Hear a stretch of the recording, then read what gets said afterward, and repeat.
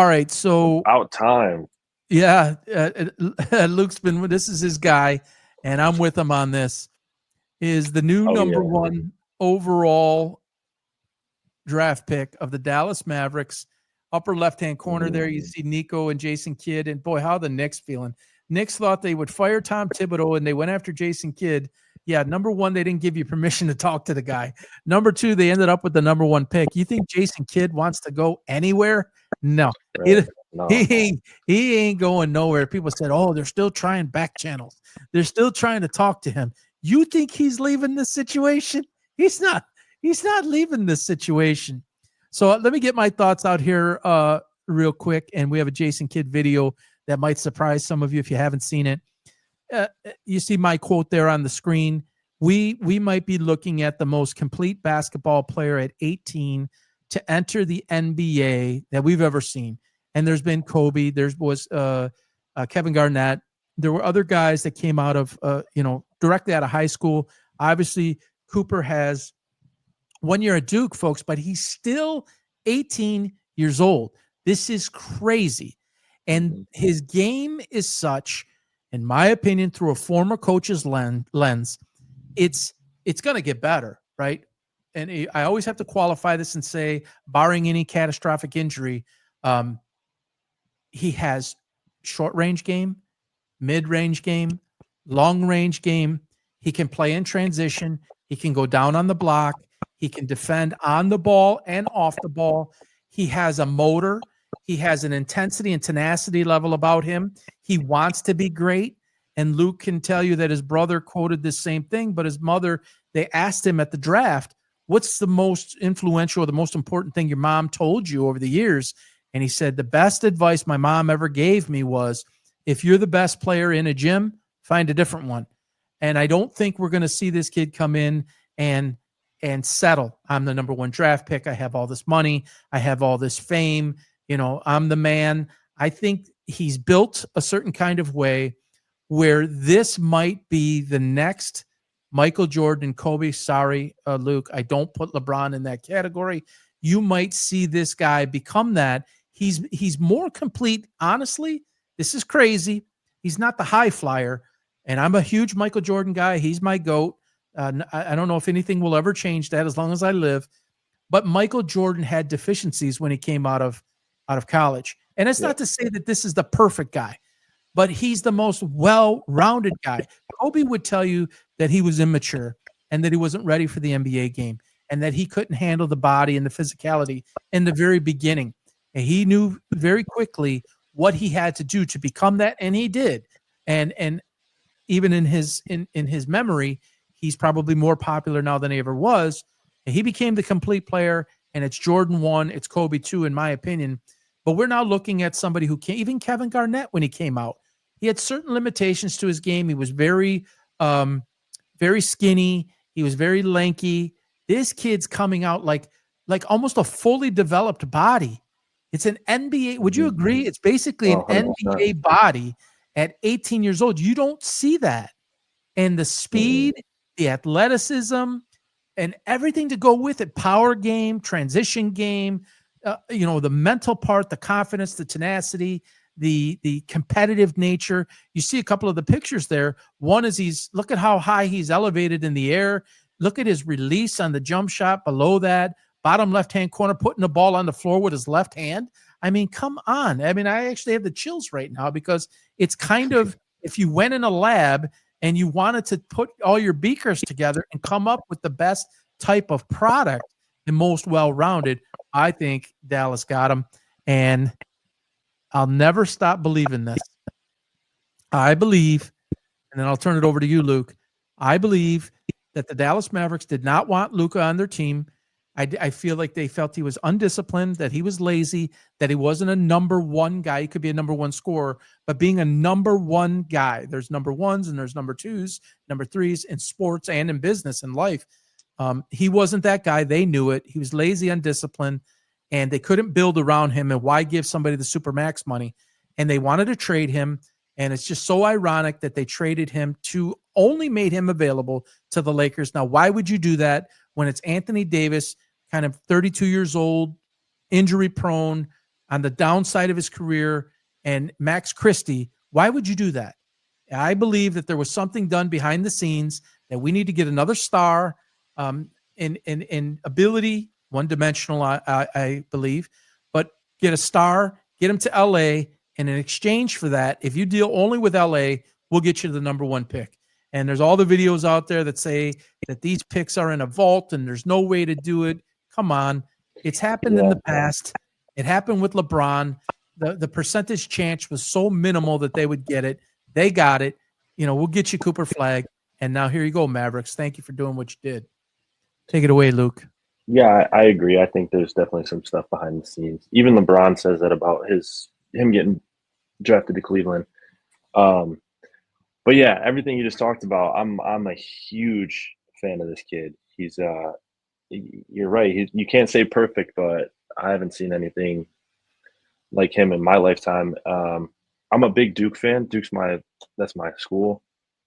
So when he signed or committed, I got the notifications or whatever, number one prospect.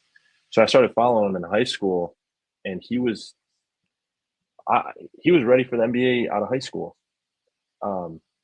He progressed a little bit at Duke, but yeah, he's been there. He's got the body, like you said. There's that clip.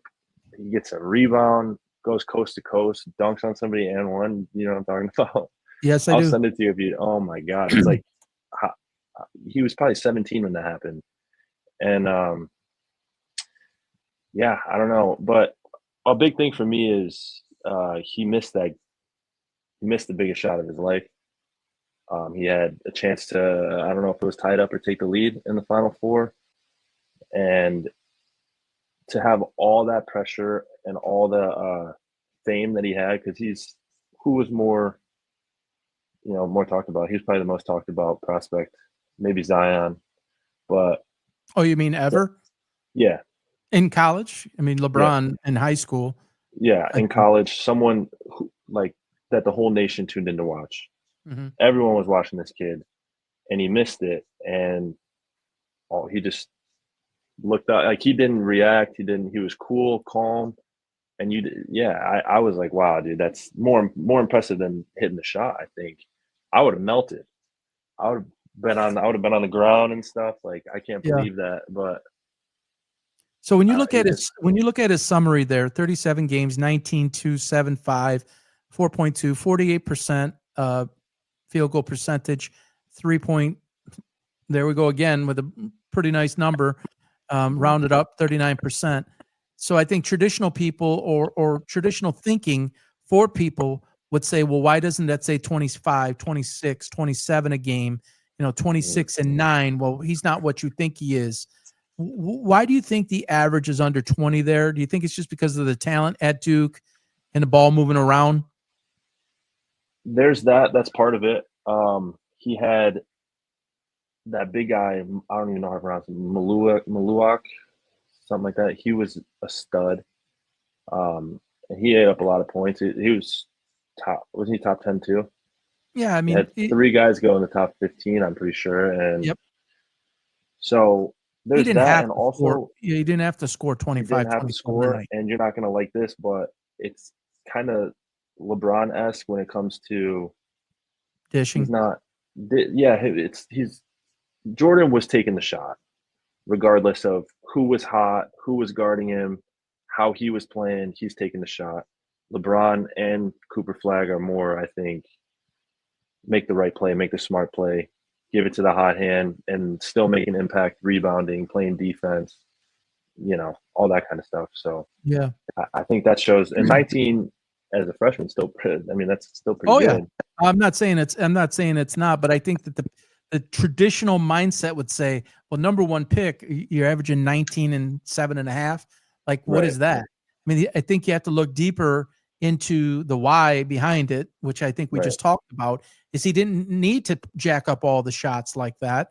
They have a diverse team. If he was playing for a smaller school and he was the only guy, he might have been the best on his team at Duke in his 1 year, but he wasn't the only guy. The guy, but not the only guy. If he's at like a North Florida or something like that, you don't think this guy could score 27, 28 a game? He can.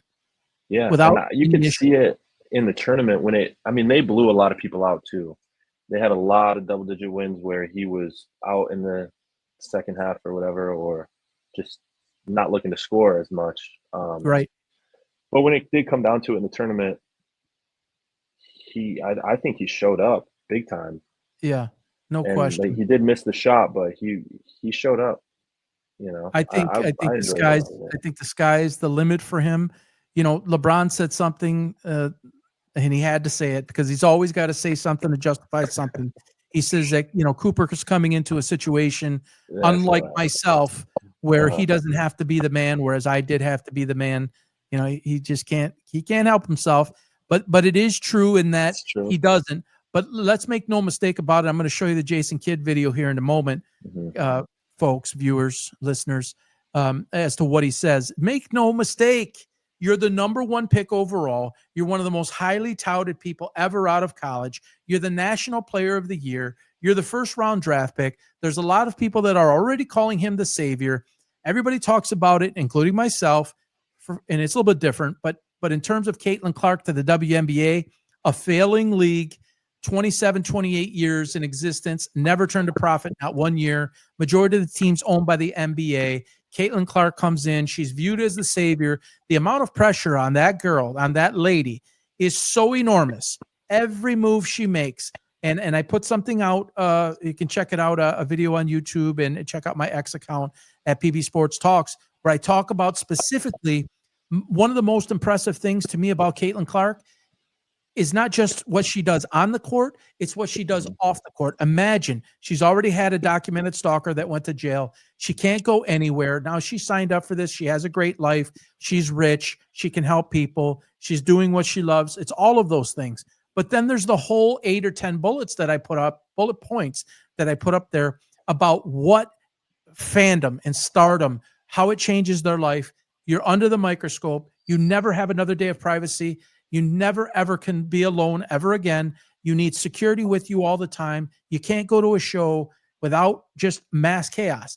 This is what Cooper Flagg has to carry with him. Let's not mince words either here. I don't give a shit what color a person is, black, white, green, yellow, Asian. It does not matter to me, honestly. I don't judge it off of anything that way. But the truth is, he will be judged off of his color. There will be a portion of the public that determines his and compares him to the greatest ever. When people talk the greatest ever, I mean, I have Larry Bird. I think it's at number 5 in my top 15. It's 5 or 6. When people argue about who the top 3 players are of all time, the modern people, it's in any order: Jordan, Kobe, LeBron. Those are all African American players. I don't believe that anyone thinks that a person who is white can be in that category past, say, a Larry Bird. There are some other terrific white players that have played over the years, but this man is being spoken as he could be that next guy. So he has all of the number one, all of I went to Duke, all of the fame and fandom, all of the talk, McDonald's All-American, Player of the Year. He has all of that. Then he has that component that he's going to carry with him, whether he likes it or not. It's going to follow him all day, every day. The league, I believe, is made up of 75% black players. He's going to be one of 25% that is not, and he's going to be treated as one that is supposed to be the best Mhm. eventually, and maybe one of the greatest of all time. So what this man has on his shoulders, and the fact that he can, by the way, and Jason Kidd here in a moment is going to talk about this. This kid can play every position. Mhm. He literally can play 1 through 5. Now you can argue that he's better in certain positions than others, but it's not a stretch to say that he can play all 5. You agree with that? Right. Yeah, I agree totally. He can't play all 5, and, there was something there's 2 things I wanted to add to what you just said, but, with what you were talking about Caitlin Clark, just to go back a little bit, but she's kind of the first too. Like, And someone with that stardom that you're saying Cooper Flagg's gonna have to go through that. There's a whole league of guys that go through it that he can talk to. Yeah. Who's Caitlin Clark got to go to? She's kind of the first. That's an awesome point. So there was Cheryl Swoops, Lisa Leslie. These are retired players that were great, but the fandom was never there. You're Not even right. close. You're right. Current or past, like Cheryl Right. Swoops, great player, Hall of Famer. Lisa Leslie. Sure. Some of the others, Diana Taurasi, who's near the end here, phenomenal. But you're right. Never the whole league. Never you're the savior. Never in Right. this case you're the great white hope. Larry Bird was called that, and now this is whatever 35 years later or so is going to take on some similar. That's a great point. And she has literally nobody to go to. She's probably spending time talking to the male athletes that way. How do I go? How do I do this? How do I go through this? There's somebody, right, and it's a whole different kind of thing. Like it's a different type of attention. There's different components to it when you're a female. So, and it yeah, seems like everybody inside the WNBA players are jealous or they don't like her or the cheap shot her. Who has had that before? No one wants to help her. yeah. I got And plenty. on I got top of plenty of that, videos out there about that. on top of all that, she's handling it flawlessly. I think she's killing it in the media, and like she's the first to go through it, and she's doing really well. So I shout out to whoever is her mentor or Yeah. something, because she's doing a great job with. I have a reel out there that says I'm very impressed about what she does on the court, but I might be more impressed as to what she's doing off the court. We only see part of it. We Absolutely. don't know the full behind the scenes. But that type of stardom, folks, I've never had it, so I can't say it. But to study it and research it and learn and watch other people do it, last night she's not playing. She's on the bench. There's 4 gals that are in like the second row. These are not players. These are fans. And one girl has a white T-shirt on and had it custom made, and it says, "Who the hell is Caitlin Clark anyways?" And this is obviously designed to bring attention. It's going to be this create a real moment, TikTok, this and that. And it's literally, I'd say about 10 to 15 feet from her. It's very close. It's an earshot. She can hear everything that they're saying. And they're at an angle where she's talking, Caitlin's talking to somebody. I don't know if it was a coach or what, but her peripheral vision can see these people. Like, I don't even know how I would react. And I get called names every day, all day, that you can't even believe on social media. But this is 10 feet away, and she's hearing it, and other players are saying it. You could see Right. the one gal say, "I don't give a fuck." And Yeah. they're happy about it, knocking her around like a pinball. I mean, what Right. she's going through is crazy. And honestly, it's like Johnny Manziel did it. I'm not saying that he talks or acts like Johnny Manziel. I think Shedeur Sanders is going to see it. When you go Mhm. act like you're the band, you're going to put an additional bullseye in your back. I don't think Cooper's going to do that. I don't think he has the Right. personality like that. But by nature, you're number one. Oh, you're the number one pick. Well, I've been around the league 5 years. I'm going to show you what it's like. And Right. he's going to get their best shot every game. It's Mhm. freaking hard. Really, really hard. And I don't think people who either didn't coach it or didn't play it and were at a high level at wherever it is they played totally understand it. Yeah, I agree, 100%. But that's what makes great players even greater is that you get everybody's best shot right out of the gate, and you get used to it. You level up pretty quick. It's Yeah. either sink or float, sink or swim. Yeah. So And he here's seems like the kind Jason of guy that's Kidd. going to swim.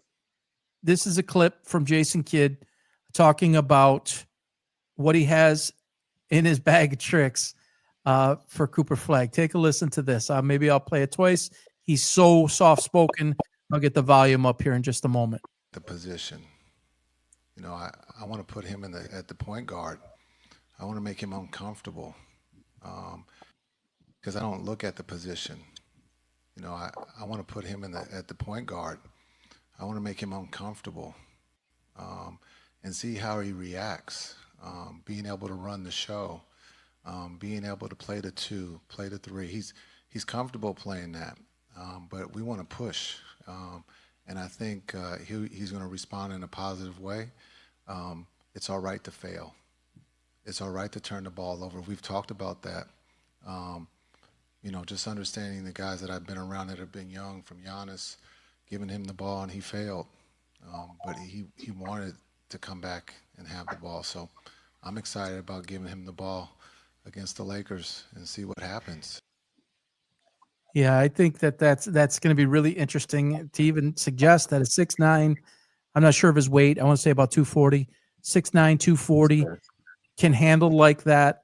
And boy, what you want to talk about one of the greatest distributors of the ball in history. I mean, we're looking at him on the screen right here. And while he's 6'4", he's 6'4", 6'5", he's not the height of Cooper. It's like, what better way to learn than for one of the greatest ever to do that? And I think Cooper, like we talked about, his assist game, being a distributor as much as he is a scorer, he already has that going for him.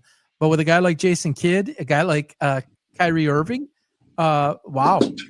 I mean, Kyrie's the scorer first, but this is pretty awesome. Yeah, I agree. And he did bring up the ball a lot at Duke. I feel like he played all positions at Duke. But yeah, you're right. He's obviously naturally more probably small forward, power forward-ish, but he's athletic like a guard or whatever. But to come into Jason Kidd, you're gonna learn. You can learn all their. It's know about being a point guard pretty quick. Yeah, And Kyrie too.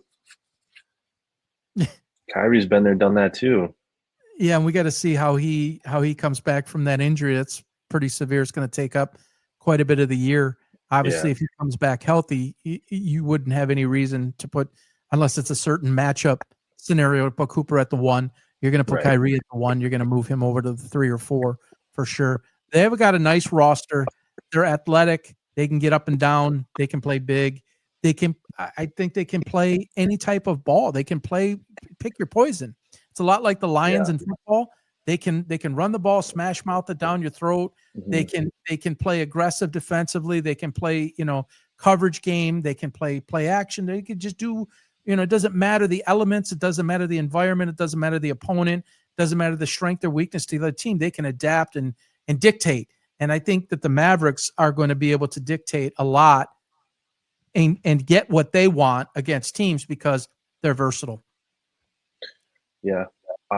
They're big too. Who's their other who would be the 4? Well, you got Gafford, who's really developed, and they just they re-upped him. Good. And obviously AD, and then you've got other pieces around the team, like obviously Clay and PJ Washington, Max PJ, that's what I was thinking. PJ Washington, he could be good. I like him. Yeah, he's another 6'5" guy, and Max Christie's a nice little slasher, a great bench guy. He's a good guy to have 7-8 coming off the bench. They've got depth there. Jason Kidd he's never he's been fired a couple of times. Coaches are hired to be fired, but what the guy's got the right attitude. He's got the right approach, the right communication style too for this team. He's got veterans who are superstars who have won championships, Kyrie and Anthony Davis. And now you've got a blend of younger guys who need to get there. What's that? And Clay too.